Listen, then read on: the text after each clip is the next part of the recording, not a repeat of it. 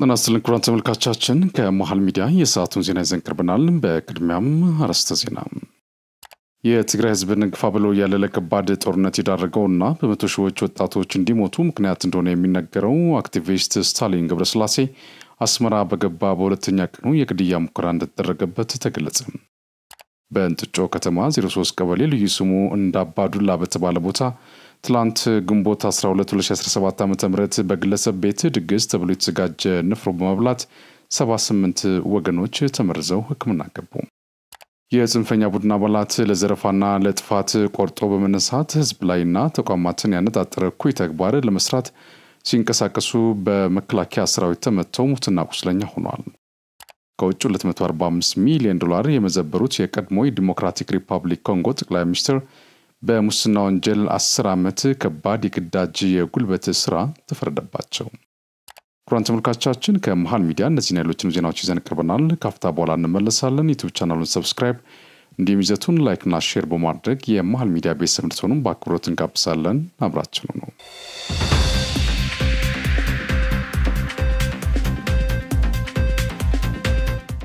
በቅድሚያ የሚኒስትሮች ምክር ቤት በዛሬው ዕለት በቨርቹዋል ባካሄዱ 45ኛ መደበኛ ስብሰባ በተለያዩ ጉዳዮች ላይ ተወያይቶ ውሳኔ አሳልፏል።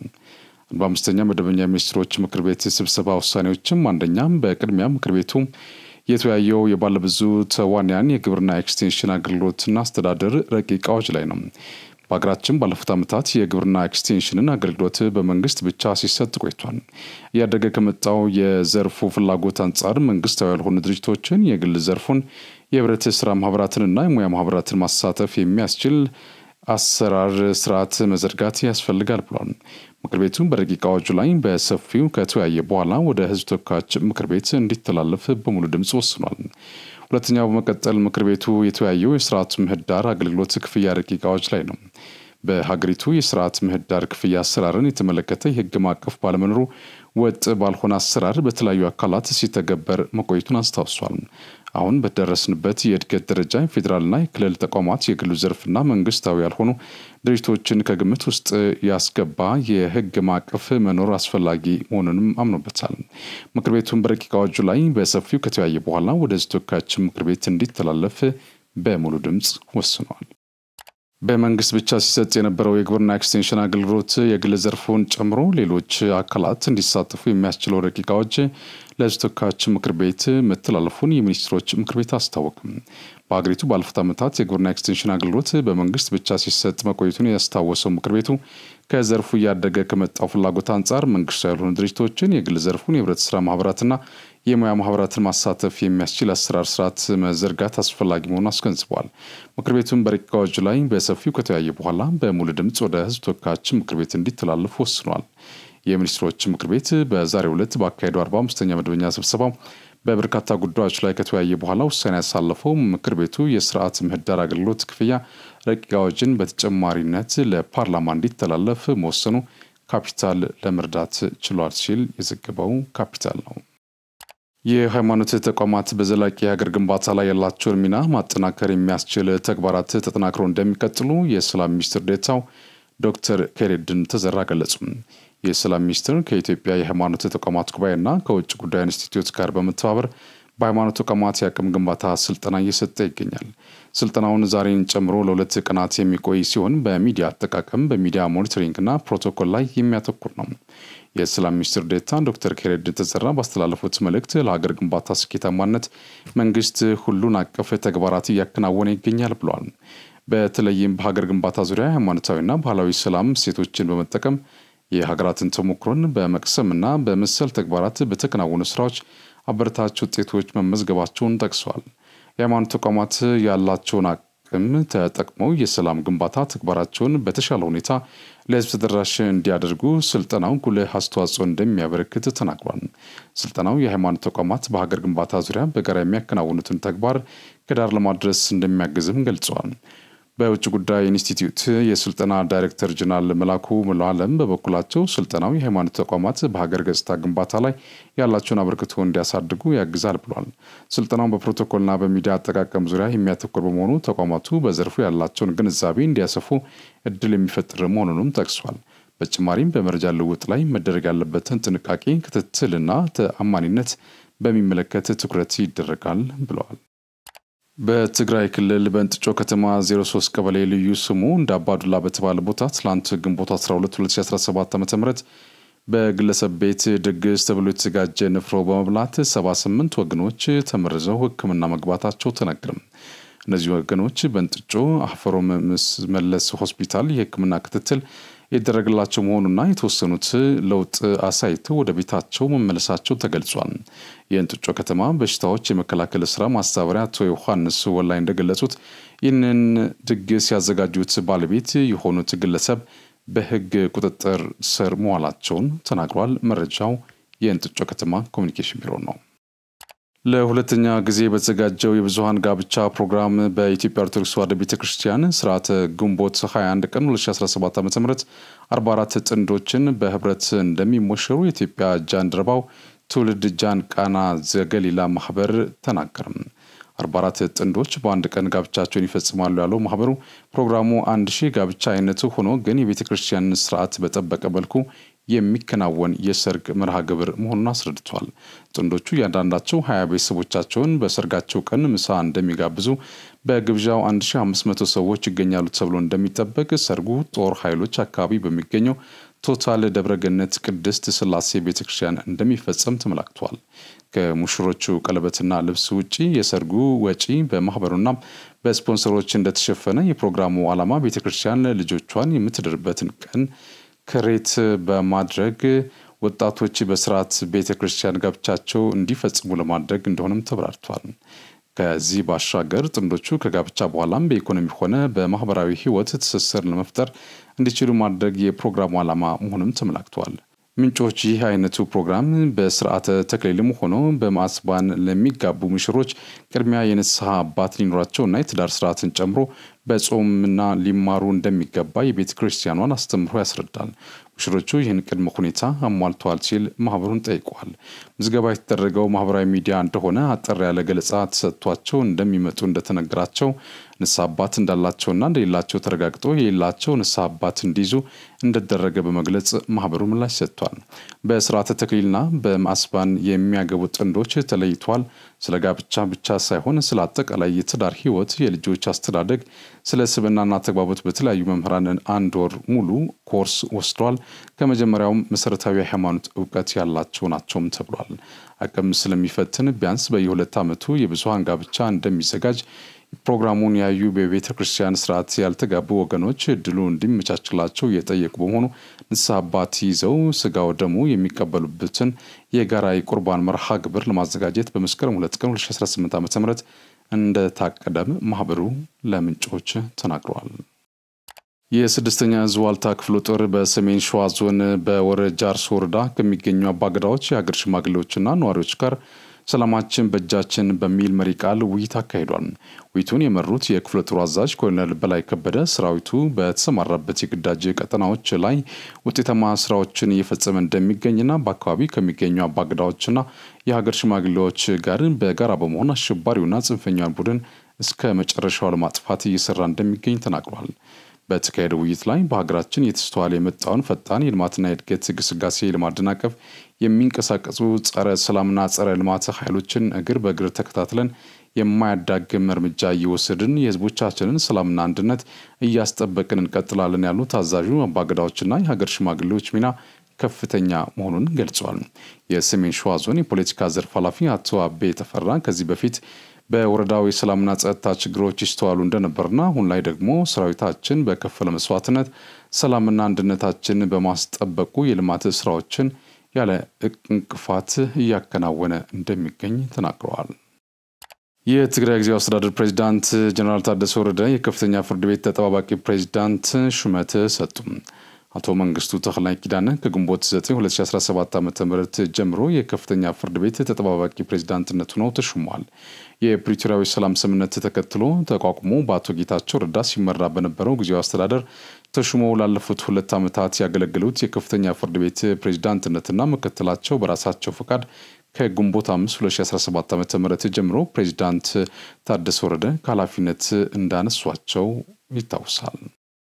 ክፍለ ጦሩ በምዕራብ ጎጃም ዞን በጽንፈኛ ቡድን ላይ እርምጃ መውሰዱን ቀጠለም። በምዕራብ ጎጃም ዞን ጀቢጥህንና ወረዳ ጅጋ ተብሎ በሚጠራው አካባቢ የሚገኘው ክፍለ ጦር በጽንፈኛ ቡድን ላይ የማይዳግም እርምጃ መውሰዱን የክፍለ ጦር ምክትል አዛዥ ሻለቃ የቻለው ዘውዱ ገልጿል።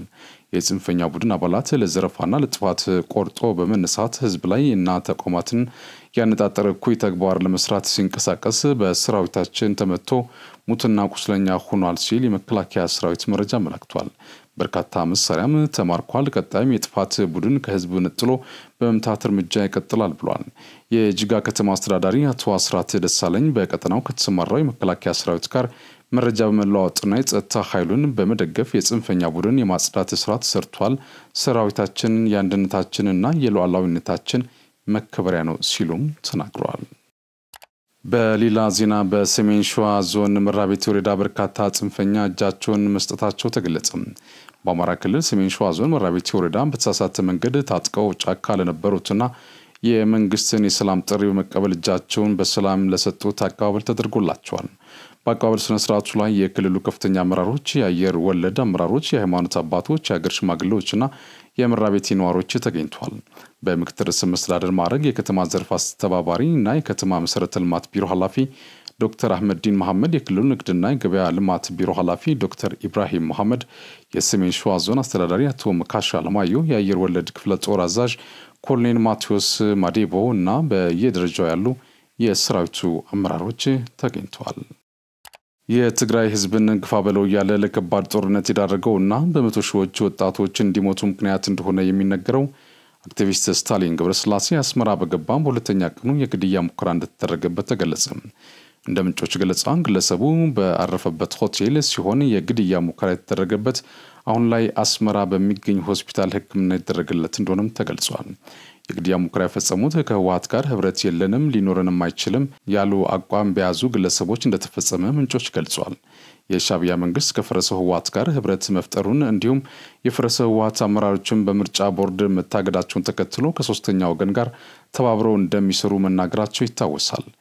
ይህን ተከትሎም አንዳንድ የፈረሰው ህወሓት አክቲቪስቶች ኤርትራ ከሚገኙ የሻዕቢያ አገዛዝ ግዛቶች ጋር እየተገናኙ እንደሆነ አክቲቪስት ልፍአቴና ስታሊን ገብረስላሴ ማሳያ ናቸው። የሆነ ሆኖ ግለሰቡ አሁን ላይ ህክምና ይደረግለት እንደሆነ ቢገለጽም ያለበት የጤና ሁኔታ ግን እስካሁን አልታወቀም። በደቡብ ሱዳን የሰላም ማስከበር ተልዕኮ የሴክተር ሳውዝ የላቀ ግዳጅ አፈጻጸም ላስመዘገቡ 19ኛ ሞተራይዝድ ሻለቃ አባላት እውቅና ሰጥቷል። እውቅና በመስጠት ስነ ስርዓት ላይ ተገኝተው ሽልማት የምስክር ወረቀት የሰጡት የሴክተር ሳውዝ አዛዥ ብርጋዴር ጀነራል ዲኒሽ ሲንግ የ19ኛው ሞተራይዝድ ሻለቃ በደቡብ ሱዳን ለተሰማራው የሰላም ማስከበር ተልዕኮ ኩራትና መግለጫ መሆን መቻሉን እንዳስደሰታቸው ተናግሯል። ሴክተር አዛዡ አያይዘውም ሻለቃው በግዳጅ ቀጠና የተፈጠረውን የሰላም መደፍረስ በፍጥነትና በብቃት በመቆጣጠር በተለይም የታፈኑ የተባበሩት መንግስታት ሰራተኞችን በማስለቀቅ የቆሰሉ ሲቪሊያኖች በማከም ቃጠሎ ሲያጋጥም በፍጥነት በመድረስና ጉዳትን በመቀነስ ሻለቃው ያስመዘገበው ውጤት ለተልዕኮ ስኬታማነት ከፍተኛ ድርሻ ማበርከት መቻሉን ገልጸዋል። ብርጋዴር ጀነራል ዲኒሽ የ19ኛ ሞተራይዝድ ሻለቃ ዩናሚስ የሚታመንበት ኢትዮጵያ የሰላም ማስከበር ሻለቃ መሆኑና የተሰጠው እውቅና ለሀገርና ለህዝብ ከፍተኛ ትርጉም እንዳለው ጠቅሰው ለዚህ ውጤት መመዝገብ ከፍተኛ ጥረት ላደረጉ ሻለቃው አዛዥና መላው አባል ምስጋና አቅርበዋል። የ19ኛ ሞተራይዝድ ሻለቃ አዛዥ ኮሎኔል አለሙ ኪንኪና በበኩላቸው እውቅናና ሽልማቱ የሻለቃው አባላት ለአስጨራሽ ጥረት ውጤት መሆኑን ገልጸው ሀገራዊና ተቋማዊ ተልዕኮን በላቀ ስኬት መፈጸም በመቻሉ መደሰታቸውን ተናግረዋል። በእውቀትና በስነ ምግባር የታነጸ ትውልድ የመቅረጽ ሚናቸውን አጠናክረው እንደሚቀጥሉ በኦሮሚያ ክልል የምዕራብ ሸዋ ዞን መምህራኖች ገለጹ። በኦሮሚያ ክልል የምዕራብ ሸዋ ዞን የትምህርት ማህበረሰብ የተሳተፉበት ውይይት ተካሂዷል። ከውይይቱ ተሳታፊዎች መካከል መምህር ታበበች መንግስቱ የተሻለ ትውልድ በማፍራት ሂደት መምህራን ትልቅ ኃላፊነት አለብን ብሏል። በተለይም ተማሪዎች በእውቀትና በስነ ምግባር የታነጹ እንዲሆኑ የበኩላቸውን ሚና እየተወጡ መሆናቸውም ተናግሯል። ለሀገር እድገት የትምህርት ጥራት ወሳኝ በመሆኑ ይህንን ለማድረግ ብቁና ተወዳዳሪ ዜጋ ማፍራት በኩል ለተማሪዎቻቸው ምሳሌ መሆን እንዳለባቸው አክሏል። መምህር በትሩ ተቋሙ በበኩላቸው የመማር ማስተማር ስራውን ውጤታማ ለማድረግ እየተጉ መሆናቸውን ተናግሯል። የመምህርነት ሙያ ትውልድ የሚቀርጽበትና የሀገር ግንባታን የሚያፋጥን በመሆኑ በሂደቱ የበኩላቸውን ድርሻ እየተወጡ መሆናቸውን የገለጹት ደግሞ መምህር ኃይሉ እሾ ናቸው። የምዕራብ ሸዋ ትምህርት ጽሕፈት ቤት ኃላፊ አቶ ባንዲራ ጋላና እንዳሉት በዞኑ የትምህርት ግብዓትን ለማሟላት የተለያዩ ጥረቶች እየተደረጉ ነው። በተለይም ኮምፒውተር ላቦራቶሪና መጽሐፍት በስፋት ለማቅረብ እንዲሁም የመማሪያ ክፍሎችን ለማሻሻል የተጀመሩ ስራዎች በትኩረት እየተከናወኑ መሆናቸውን ገልጸዋል። የዞኑ ዋና አስተዳዳሪ አቶ ዳዲ ጉዶታ በኩላቸው በዞኑ በእውቀትና በስነ ምግባር የታነጸ ትውልድ ለመፍጠር በትምህርት ዘርፍ ላይ ሰፋፊ ስራዎች እየተሰሩ ነው ብሏል። በተለይም የ6ኛ፣ 8ኛና 12ኛ ክፍል ተፈታኝ ተማሪዎች የተሻለ ውጤት እንዲያመጡ የትምህርት ማህበረሰብ የሚጠበቅበትን እየተወጣ ይገኛል ነው ያሉት። በቀጣይም ትምህርትን በቴክኖሎጂ ለማስደገፍና ትምህርት ቤቶችን ለመማር ማስተማር ምቹ ማድረግ ስራ ሁሉንም የህብረተሰብ ክፍል ባሳተፈ መልኩ ይጠናከራል ብለዋል።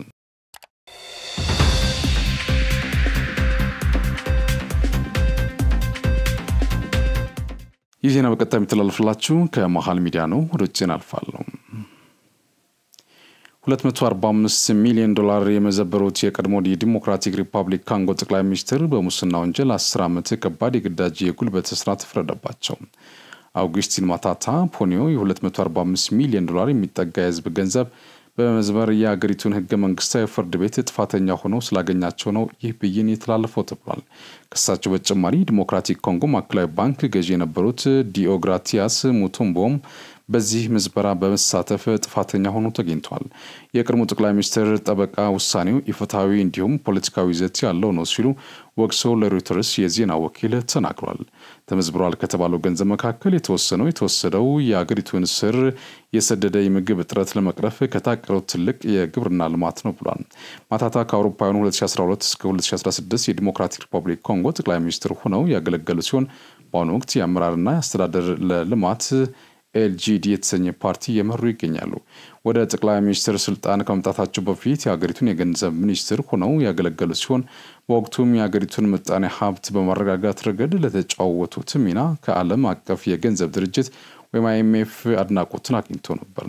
የማዕከላዊ ባንክ ገዢ የነበሩት ዲኦግራቲዮስ ሙቶምቦ በተመሳሳይ የክስ መዝገብ ለ5 ዓመታት የግዳጅ የጉልበት ስራ በፈረደባቸውም በውሳኔው ላይ በይፋ አስተያየት ከመስጠት ተቆጥበዋል። በዲሞክራቲክ ሪፐብሊክ ኮንጎ ለወንጀሉ ቅጣት የግዳጅ የጉልበት ስራ ፍርድ ህጋዊ መሆኑን ከአሜሪካ ውጭ ጉዳይ ሚኒስቴር የተገኘው መረጃ ያስረዳል። ሁለቱም ግለሰቦች የግዳጅ የጉልበት ስራ ዘመናቸው ከተጠናቀቀ በኋላ ለ5 ዓመታት ያህል ከህዝብ አገልግሎት መታገዳቸውን አጃንስ ፍራንስ ፕሬስ ዘግቧል።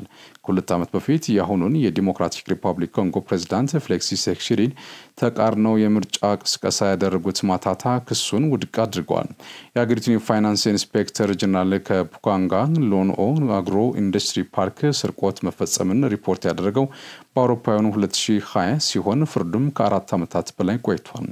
ፓርኩ ከአፍሪካ ትልቁ የግብርና ኢንቨስትመንቶች አንዱ መሆኑን ሮይተርስ የዘገበ ሲሆን የአፍሪካ ልማት ባንክ ለ22,000 ሰዎች የስራ ዕድል ይፈጥራል ብሎ ያምን ነበር።